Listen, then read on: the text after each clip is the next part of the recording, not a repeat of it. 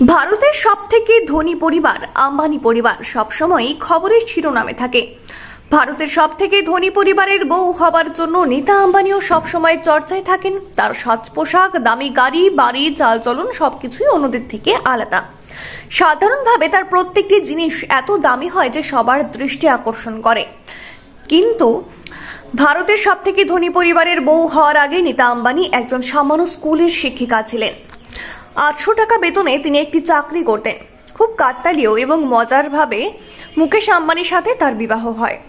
অত্যন্ত সাধারণ পরিবার বলতে গেলে গরিব পরিবারের মেয়ে নীতা আম্বানি। মুকেশ আম্বানির বাবা ধীরুভাই আম্বানি একটি অনুষ্ঠানে নীতা আম্বানিকে দেখে প্রথম দেখাতেই পছন্দ হয়েছে তার।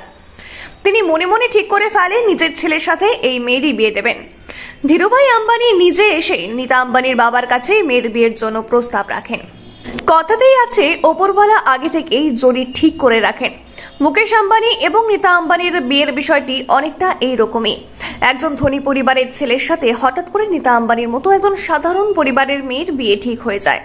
রাতারাতি একজন সামান্য স্কুলের শিক্ষিকা থেকে ভারতবর্ষের সবথেকে ধনী পরিবারের বউ হয়ে ওঠেন নীতা আম্বানি। আসলে ধীরুভাই আম্বানি একটি নাচের প্রোগ্রামে নীতা আম্বানির ভারতনাট্যম দেখে তাকে মনে মনে পুত্রবধূ হিসেবে ঠিক করে ফেলেন। বলা বাহুল্য, নীতা আম্বানির নৃত্য পরিবেশনা দেখেই তাকে পছন্দ হয়ে যায় ধীরুভাইয়ের। নীতা আম্বানির বাবার বিড়লা গ্রুপে চাকরি করতেন এবং সেখানকার একটি অনুষ্ঠানে নীতা আম্বানি ভারতনাট্যম নেচেছিলেন। তাদের বিয়ের বিষয়ে একটি খুব মজার ঘটনা আছে। নীতা আম্বানির ফোন নাম্বার নিয়ে যখন ধীরুভাই আম্বানি তাকে ফোন করেন এবং নিজের পরিচয় দেন, তখন নীতা আম্বানি বিশ্বাস করতে পারেনি যে আম্বানি পরিবার থেকে তার কাছে ফোন আসবে। ধীরুভাইয়ের উত্তরে নীতা আম্বানি মজা করে বলেছিলেন, আমি এলিজাবেথ বলছি। কার্যত নীতা আম্বানি ভেবেছিলেন কেউ মজা করেই তাকে ফোন করেছে। নীতা আম্বানি ফোন কেটে দিলে ধীরুভাই আম্বানি আবার ফোন করেন। পরবর্তীকালে নীতা আম্বানির বাবা ধীরুভাই আম্বানির গলা বুঝতে পেরে পুরো ব্যাপারটি বোঝেন এবং নীতা আম্বানিকে বুঝিয়ে সুঝিয়ে আম্বানির সাথে অর্থাৎ আম্বানি পরিবারের সাথে দেখা করতে রাজি করান। তবে এই বিবাহের জন্য নীতা আম্বানি একটি শর্ত রেখেছিলেন।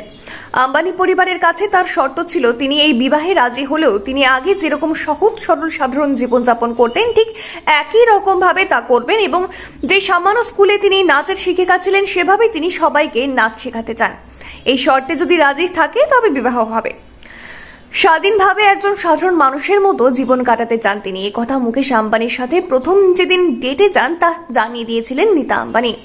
আসলে খুব সাধারণ পরিবার থেকে উঠে এসেছিল নীতা আম্বানি। মাত্র 800 টাকার পরিবর্তে তিনি একটি স্কুলের বাচ্চাদের পড়াতেন। বাচ্চা পড়ানোর খুব শখ ছিল এবং তিনি নিজে বাচ্চা ভালোবাসতেন। অবশ্য আম্বানি পরিবার তার এই শর্তে রাজি হয়েছিল এবং তাদের সম্পর্কও পরিণতি পায় বিবাহে।